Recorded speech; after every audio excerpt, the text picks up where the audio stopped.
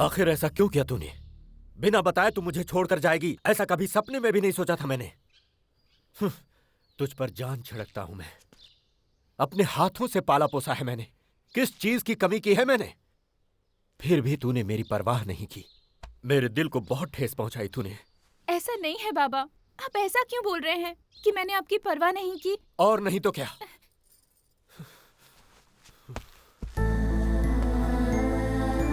हर दिन सुबह उठते ही तेरा चेहरा देखकर ही भगवान की पूजा करता हूं मैं। रात को आने में देर हो गई, अगर तू सो भी गई तो जब तक मैं तेरे सिरहाने बैठकर तेरे सिर पर हाथ न फेरूं मुझे नींद नहीं आती। इसका मतलब जानती है तू?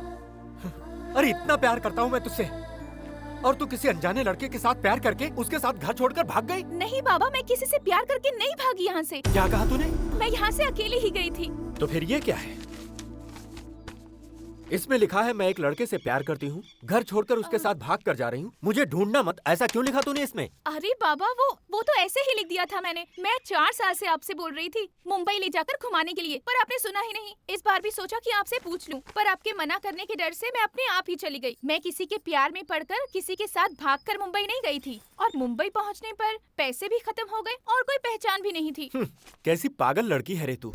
अकेले मुंबई घूमने का फैसला किया, हम चिंता ना करें इसीलिए ऐसा खत लिखकर तूने तो हमारी धड़कन ही रोक दी। वो लड़का कौन था? वो मुंबई में जब मेरे पास पैसे खत्म हो गए थे, अपने होटल में पेट भर खिलाकर, अपने घर में जगह देकर, बहुत हिफाजत के साथ गांव लाकर छोड़ा उन्होंने। ओहो हो, कैसी गलती हो गई मुझसे। हाँ, ये तूने पहले क्यों नहीं बताया? शे, मेरी बेटी की मदद करने वाले को पिटवाने चला था मैं। ओए, गाड़ी निकालो।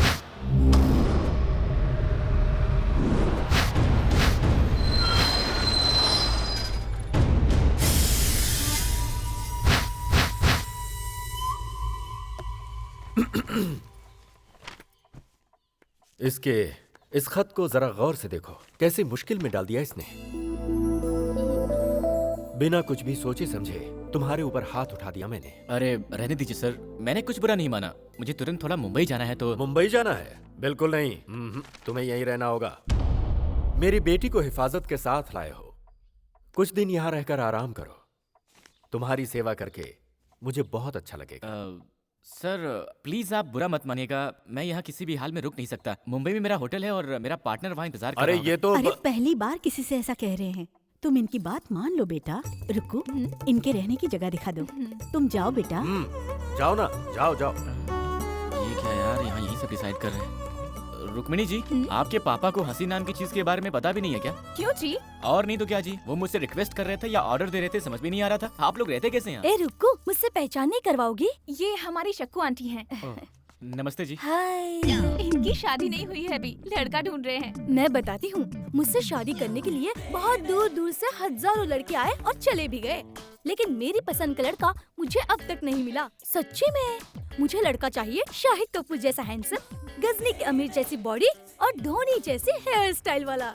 ओह, ऐसा कोई बंदा मिला तो पक्का मैं आपके पास भेज दूंगा। आइए मेरा कमरा दिखा दीजिए। अब वैसे आप भी किसी हीरोइन से कम नहीं है जी।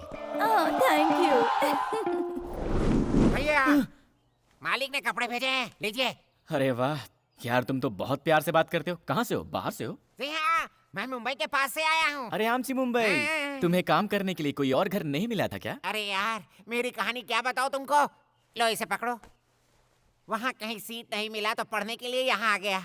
लेकिन मेरी किस्मत, मैंने जिस कॉलेज में अपना एडमिशन लिया था ना, उस कॉलेज में रुद्रा सिंह की बहन भी पढ़ती थी। एक दिन मेरे सामने से ही रुद्रा सिंह और उसकी बहन गुजर रहे थे। उनके पीछे एक सोडा वाला गाड़ी धकेलता हुआ जा रहा था। मुझे भी प्यास लगी थी। उस सोडे वाले को रोकने के लिए मैंने सीटी बजाई। रुद्रा सिंह ने देख लिया। मैंने उनकी बहन को देखकर सीटी मारा, समझकर मुझे मार मार कर धो कर मार मार कर धो कर मुझे यहाँ काम पर रख लिया यार। अब तो मैं सीटी से ही डरता हूँ। रसोई में कुकर की सीटी से भी डर जाता हूँ आजकल तो। इस घर में कोई ठीक नहीं है, होशियार रहना। वो भी लड़कियों के मामले में तो बहुत ही सावधान रहो। मैं चला। सर, आपको मैंने कहीं देखा है। मुझको? हाँ। इस बॉडी को लेके 10 साल से यही मर रहा हूँ। कहीं और कैसे देखा होगा? मैं भी इंजीनियर बना होता तो अब तक शादी होकर 4 बच्चे भी हो गए होते। अरे यार, कहाँ आकर फंस गया हूँ मैं।